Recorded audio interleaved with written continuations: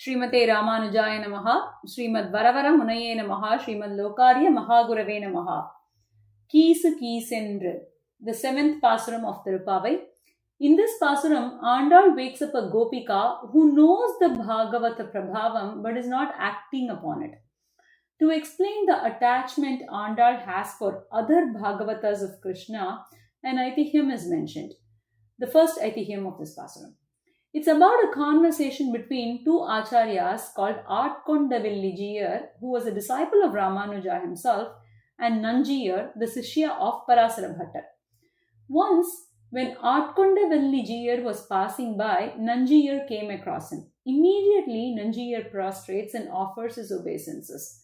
Now, Āṭkondavillijiyar states, "Oh, you're prostrating to me with the assumption that I'm a devotee of Emberaman, but in reality, I don't have that bhakti." Now, Nanjiyar responds and says, "Oh, you're a Sishya of Ramanuja. You are so fortunate. So how can you say that you are not attached to Emberaman?" To which Āṭkondavillijiyar replies, "Only on the day when I'm truly happy to see other devotees of Emberaman can it be said that I have bhakti towards him." This shows that Āṭkondavillijiyar thought of himself as not having true bhakti. A possible explanation for this is, in this Ithihyam, while it is mentioned that Nanjiyar offered his obeisances to Āṭkondavillijiyar, there is no mention of Āṭkondavillijiyar doing the same thing. It is a practice amongst Srivaishnavas that when they meet each other, both of them prostrate to each other regardless of their age and wisdom to show their respects. Since it's not mentioned in this Ithihyam that Āṭkondavillijiyar offered his obeisances, he probably felt that he did not have true bhakti towards Emberaman, and that was the reason why he did not offer his respects and may have regretted that. The next Ithihyam is also about the greatness of Bhagavata association and how it elevates a person. Once, Parasara Bhattar visited a place called Śrī Devi Mangalam with his devotees, with his Sishyas. This place is close to Tirunarayanapuram near Melkote. Here, Bhattar did not identify himself and had covered his head and was one among the crowd. Nanjiyar's Sishyas were serving in that place. They took good care of all the Srivaishnavas that had come and offered them great feasts.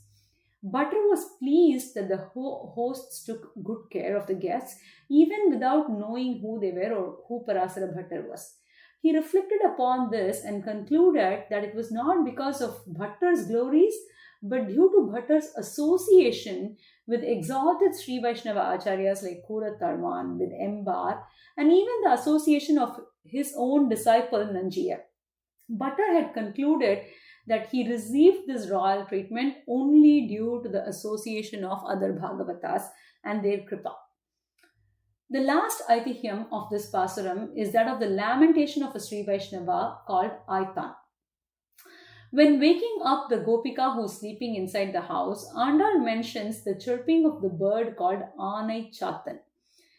These Ānai Chatan birds are called Bharatvaja birds, which are perhaps the king crows. An analogy to Sri Ramayana is mentioned here by Aitan, where Rama mentions the chirping of birds to Lakshmana as the sign of dawn. When Rama, Sita and Lakshmana set off to the forest per the orders of Dasharatha, they crossed river Yamuna and spent a night in the forest by the banks of the river Yamuna. The next morning, Rama calls upon Lakshmana and mentions that the chirping of the birds of the forest indicate the arrival of dawn. Aitan now laments on the plight of Rama. Both of these are royal princesses and princes, and in their palace there would be several musicians waiting upon them, and those musicians would wake them up by singing melodious songs, by singing the glories of their dynasty and such.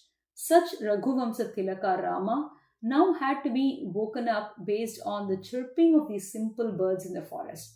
Aitan lamented that this is such a pitiable state and so unfair to Sri Rama, who is the royal prince and the supreme lord. Let us meditate upon the state and thoughts of our Acharyas and ancestors and pray to Emberaman and Acharyas that we also receive an iota of their bhavam and can spend our lives in that Sat Sangam. Arvar Emperamanal Jiyar Thiruvadigalai Sharanam.